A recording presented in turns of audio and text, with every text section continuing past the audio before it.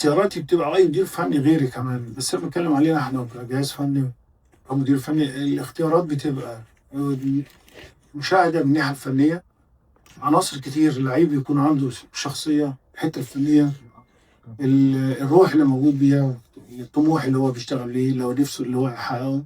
كل ده بيبان من خلال بتفرج عليه من خلال رؤيتي في ناديه او من خلال متابعتي. يعني حمزه عبد الكريم، ناس كتير بتقول ان هو ما لعبش مع فريق اول وما اشتغلش نتيجه ان هو كان في ليفل عالي. يعني مع برشلونه اكيد بيلعب مع فريق الشباب، ولكن اللاعب لما رؤيتي ليه كانت من بعيد وخلال منتخب الشباب منتخب مصر، كان تأثيره جيد مع المنتخب الشباب في كأس العالم.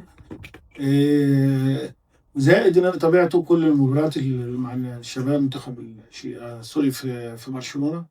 لكن لما تشتغل معايا وجيب، انا شايف ان هو لعيب مهم جدا للكرة المصرية. وده مفاجأة مش مفاجأة، لكن انا بقول واخد كل الكماليات بتاعت المهاجم الذكي القوي. ليه هيبقى ليه وجود كبير جدا في برشلونة.